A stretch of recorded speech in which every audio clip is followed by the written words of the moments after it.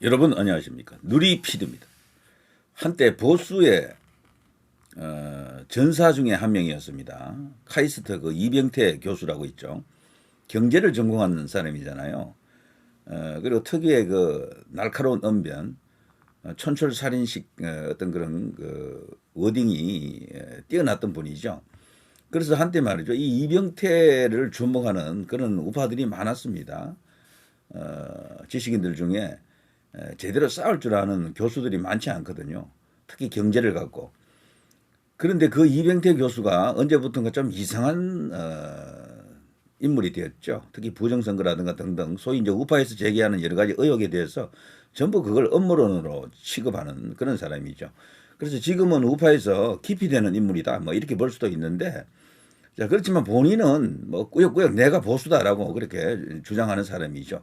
그런데 그 이병태가 언제부턴가 홍준표 전 대구시장과 연을 맺고요. 거기서 경제 책사로 경제 선생으로 통한다라고 합니다. 그랬던 그 이병태가요. 이번에 이제 홍준표 이제 경선 탈락으로 졸지에 그냥 낙동강 오리알 됐잖아요. 그런데 갑자기 자기 발전, 자가 발전이죠. 자가 발전을 통해서 민주당에 들어가서 이재명을 위해서, 이재명 대선 승리를 위해서 돕겠다라고 나왔습니다. 약간의 언짢은 뉴스일 수도 있는데, 그 후 일어난 일을 제가 한번 보여드리겠습니다. 자, 현재 홍준표 캠프가 사실은 기대가 컸습니다. 홍준표가 대통령 그 탄핵이 헌재에서 인용되자마자 바로 치고 나왔죠. 홍준표는요. 그러면서 국민의힘 의원 48명이 자신의 캠프로 오기로 했다. 자신을 지지하기로 했다라고 이제 이야기하면서 마치 대세를 장악한 것처럼 보였습니다. 그 국민의힘 의원 48명이 간다라고 하면 거기가 대세가 되는 거죠. 어떻게 보면. 근데 가보니까 나중에 정작 캠프로 간 사람은 몇 명 되지 않았죠. 예, 다섯 손가락에도 미치지 못했던 것 같습니다. 그럼 나머지는 어떻게 되느냐? 그걸 갖고 요즘 홍준표 입에서 막 거친 언사가 나옵니다. 속았다. 내다바이 당했다라고 하더군요. 누구로부터 내다바이 당했습니까? 뭐 그건 그렇다 치고요. 아무튼 그런 식으로 막 이렇게 감정을 여과 없이 막 이렇게 뱃을 토스를 하고 있습니다. 자, 그랬던 홍준표 캠프에 있었던 인사들 조직이 꽤 컸다 그래요. 거기도 그 대통령 당선 가능성을 보고 국민의힘에서는 유력하다라고 봤겠죠. 자, 홍준표 지지자들 정의 증명하기 위해 이재명 지지, 국민의힘은 보수가 아니다라면서 홍준표 그 캠프 안에 여러 조직이 있거든요.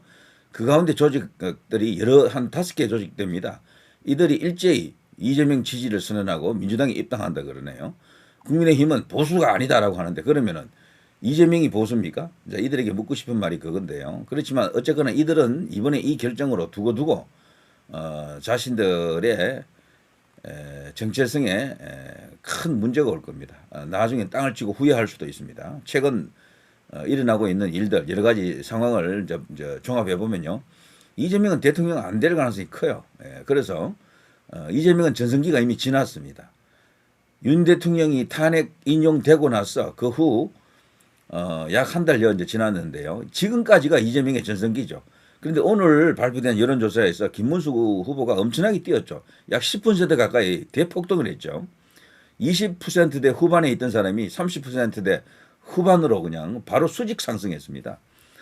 거기에요, 이준석 지지율도 약 한 6% 가까이 나왔거든요. 그 두 사람을 합쳐버리면 이재명하고 거의 비슷해. 이게 뭘 말합니까? 이재명 대세가 꺾이고 있다는 걸 말하는 거죠.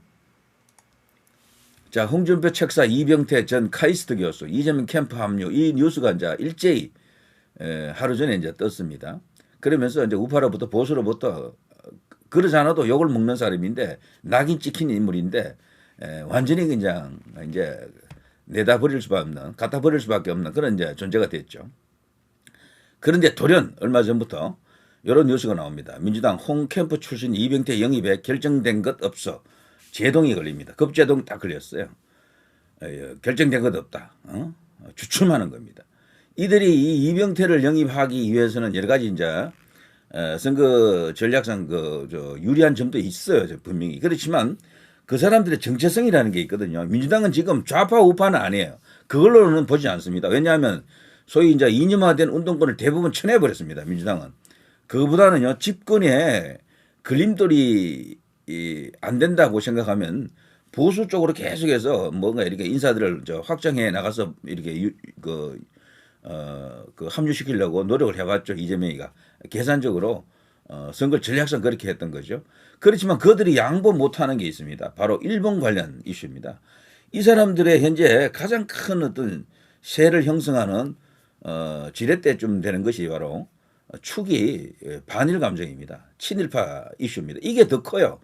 예전에는 북한 이슈라든가 우파 좌파 뭐 이런 거 진보 이런 것들이 더 컸는데 이념적인 게 더 컸는데 지금은 그거보다는 일본 자체가 민주당의 현재 그들의 뭐 구심점이 되는 그런 동력일 수도 있습니다. 친일파 논란. 예, 현재 이제 국민의힘으로 대표되는 이 세력을 그쪽으로 계속해서 매도하는 거죠. 그런데 이 이제 이병태가 과거에 우리 한국은 당연히 친일해야 된다 이런 발언을 했었어요. 과거에. 그게 딱 걸렸네. 그냥 그게. 이 사람들이 다른 어떤 이념적인 이슈라면요 이재명이가 아마 받아들였을 겁니다. 막 좌파를 막 비난하고 공격하고 이런 것은 이재명은 그 신경 안 써요, 솔직히. 그 사람은 이재명은 저는 이념주의자가 아니라고 봅니다.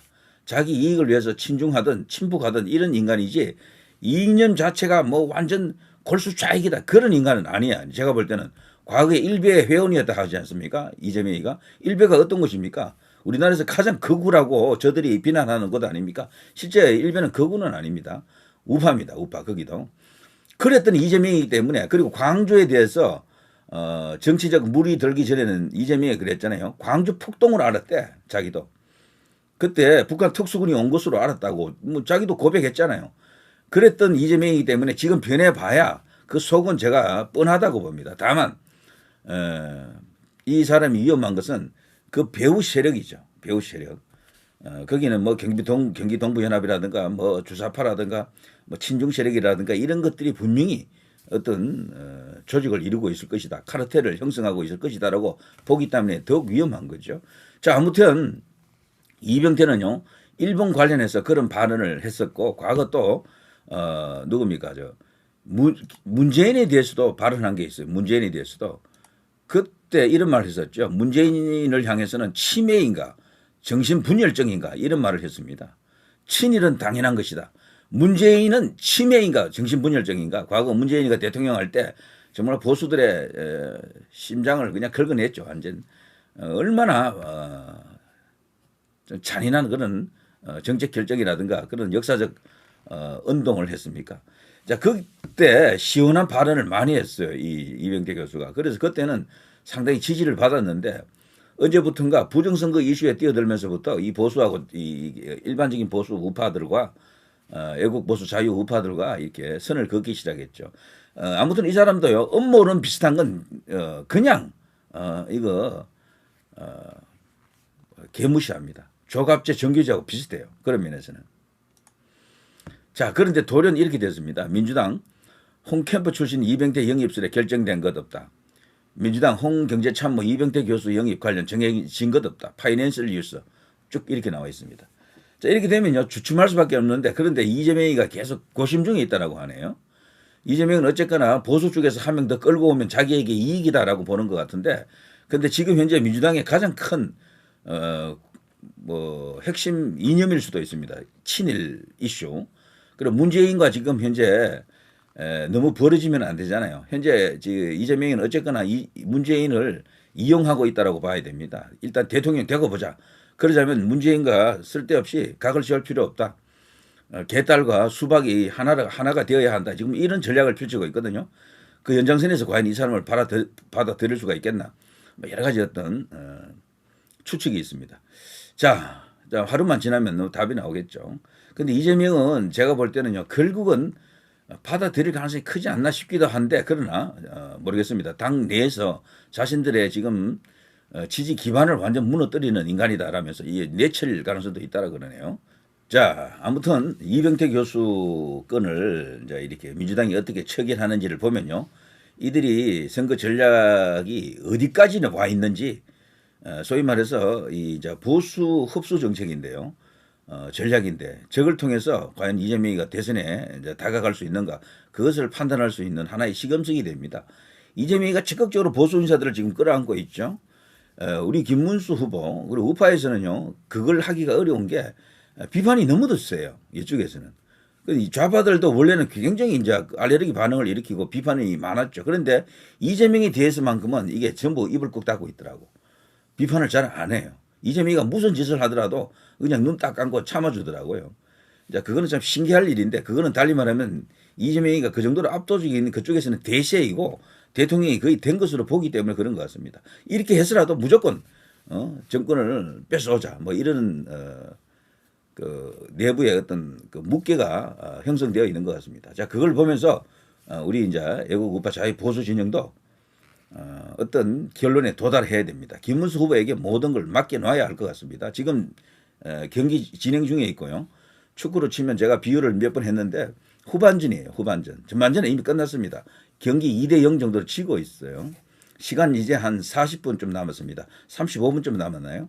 우리가 3골을 넣어야 됩니다.